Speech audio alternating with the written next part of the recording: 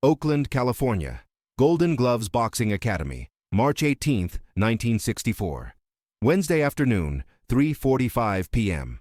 The sound of gloves pounding heavy bags echoes off the concrete walls. Sweat, leather, and liniment fill the thick air of the gym. This is sacred territory of American boxing, where champions are forged through blood, discipline, and 1,000 rounds of controlled suffering. Victor Hayes is in the central ring. 6'2", tall, 210 pounds of trained muscle, West Coast middleweight champion, 32 years old, 47 wins, 3 losses, 38 knockouts. He is training for his next title defense, scheduled in 6 weeks. His punches hit the trainer's pads with metronomic precision. Left, right, left, hook, uppercut. Each blow calculated to inflict maximum damage. Each movement refined through 15 years of professional combat. 3 men enter through the side door of the academy. The first is James Chen, a martial arts instructor who occasionally trains boxers in conditioning. The other 2 are young Asian men. One of them immediately draws attention. Small, 5'8", maybe 140 pounds, soaking wet. Impeccably combed black hair. Feline movements as he crosses the gym. This is Bruce Lee, 23 years old, recently arrived from San Francisco, opening his own school in Oakland. James waves to Victor in the ring. "Vic, I've got someone you need to meet. This is Bruce Lee. He teaches Kung Fu and would like to observe your training, maybe exchange some ideas about conditioning." Victor stops punching, turns around, looks Bruce up and down, smiles. It's not a friendly smile. It's the smile of a predator that has just identified something lower on the food chain. "Kung Fu?" Victor laughs, loud enough for the whole academy to hear. "You mean that dance they do in Chinese movies, with the little hops and the yells?" He mimics exaggerated movements, hopping around the ring with his hands in ridiculous positions. The entire academy stops. Trainers, fighters, even the janitor looks over. Everyone knows what's happening. An established boxer marking territory against an outsider. Bruce doesn't react. His face remains neutral, eyes fixed on Victor. No visible anger, no embarrassment. Just silent observation. James tries to mediate. "Vic, come on, man. Bruce here is serious. He studied with..." "Studied what?" Victor interrupts, stepping down from the ring. He walks until he's half a meter from Bruce. The size difference is absurd. Victor looks down, Bruce looks up. "Studied how to fake fight for cameras? Studied how to do pretty choreography?" Victor lightly pushes Bruce's shoulder. Not hard enough to knock him down, just enough to assert dominance. "Kung Fu isn't real fighting, kid. It's performance. It's theater. When real men need to settle things, they do it here." He slaps his own gloves. In the ring, with real rules, real blood. The academy is completely silent now. 20 people watching, waiting for Bruce's response, waiting for him to back down, apologize, leave, humiliated. Bruce takes a small step back, not in retreat, but creating space. When he speaks, his voice is low, controlled, with a slight accent. "You believe Kung Fu is dance because you've never seen real Kung Fu. You've seen imitations, performances for entertainment. That's not my fault or my problem." Victor laughs again. "Then show me real Kung Fu, master." The word master drips with sarcasm. "Show all of us here how real your Kung Fu is against real boxing." Bruce remains still. "I'm not here to fight. I came to observe. Learn aspects of your conditioning. Of course you're not here to fight." Victor turns to the academy, arms open to the audience, because he knows he'd get beat down. Everyone who practices these mystical oriental arts knows that in the real world, against a real fighter, they have no chance. He turns back to Bruce. "I'll make you an offer. Get in the ring with me. Just a quick friendly demonstration. No referee, no rules, no gloves if you want. Just you and me.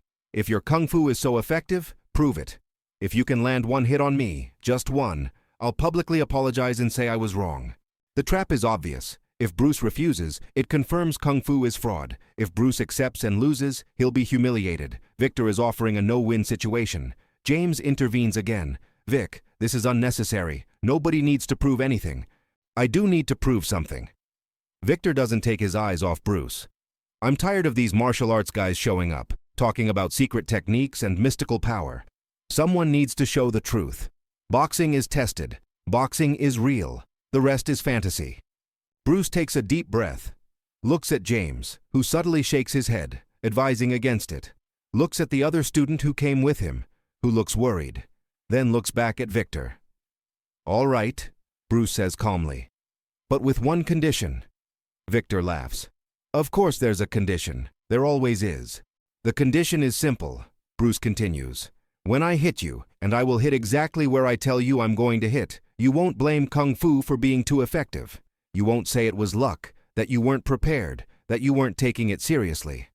Victor extends his hand in mock agreement. "Deal, kid, when you hit me." The emphasis on when makes it clear he believes it's impossible. They climb into the ring. Victor is still wearing training gloves, offers a pair to Bruce. Bruce declines with a hand gesture. The academy crowds around the ring. 20 men, all boxers or involved in the boxing world, all clearly on Victor's side. They've seen this before. Martial artists talking big and delivering little. No referee, no bell. Victor walks to the center of the ring, assumes an orthodox boxing stance. Hands high, chin tucked, feet positioned perfectly. "Come on, master, show your magic." Bruce doesn't assume any recognizable stance. His feet are at an odd angle, almost parallel. His hands are low, open, not in fists. He looks completely unprepared. Victor interprets this as amateurism. He advances, throws a slow, almost lazy jab. He's testing, seeing how Bruce reacts. Bruce shifts slightly. The punch passes inches away. Victor throws another, a bit faster. Bruce evades again, minimal movement necessary. "You're good at running away," Victor taunts. "But isn't Kung Fu about hitting, or is it just about running?" Bruce stops moving, stands completely still. "I'm going to hit you now," he says, voice clear. "In the solar plexus. I'll show you exactly where." Bruce raises his right hand, points with his finger to the area just below Victor's sternum. "Here, I'm going to hit here." The academy erupts in laughter. The arrogance is absurd. You don't tell a champion boxer exactly where you're going to hit him. That's tactical suicide. Victor laughs too. "Thanks for the warning, kid." He deliberately lowers his guard, completely opening the solar plexus area. "Here it is. Open target. Do your best Kung Fu strike." 3 seconds of complete silence. Bruce is 1.5 meters away. He doesn't shift into an attack position, doesn't pull back his arm, doesn't telegraph intent. He's just standing there, looking at the exact spot he pointed to. Then it happens.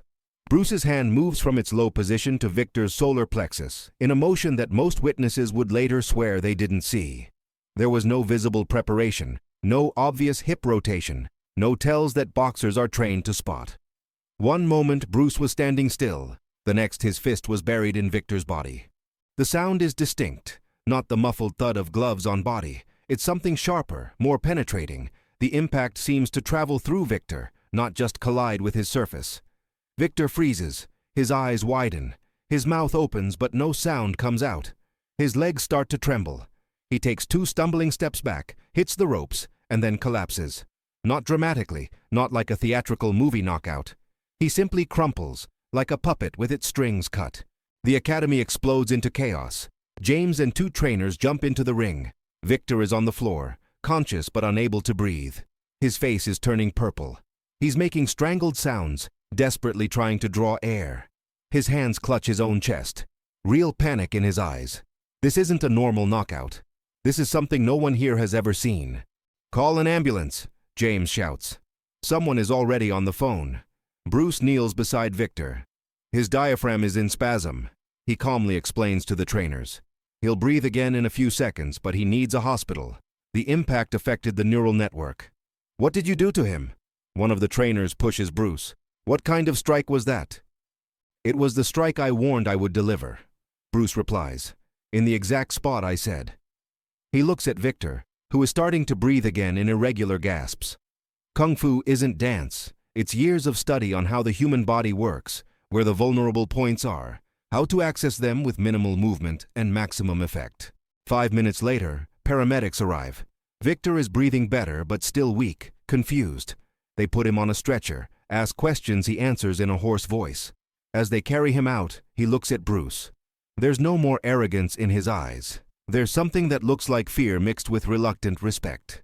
At the hospital, doctors will examine Victor for 3 hours. They'll find deep bruising in the solar plexus, severe diaphragmatic spasm, and inflammation in the nerve network. Nothing permanently damaged, but he'll be kept for observation for 24 hours. He'll cancel his title defense, not because of physical injury, but because something broke psychologically. For the first time in his career, Victor Hayes felt real vulnerability.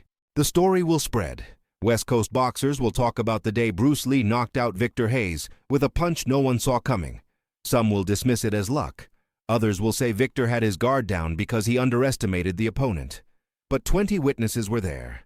20 men saw something that shouldn't be possible according to everything they knew about combat. Bruce Lee will leave that academy with his reputation transformed. Within weeks, boxers will start showing up at his school, not to mock, but to learn. Wanting to understand how someone so small generated so much power. Wanting to know about these pressure points, this anatomical precision. Bruce will teach some, refuse others. But the lesson is given. 7 seconds. That was the time between Victor opening his guard and Victor waking up on a hospital stretcher. 7 seconds that changed the perception that boxing was the only legitimate form of combat. 7 seconds that proved size, strength, and experience can be overcome by knowledge, precision, and perfect timing. 7 seconds that turned dance into respect. Victor Hayes will never call martial arts dance again.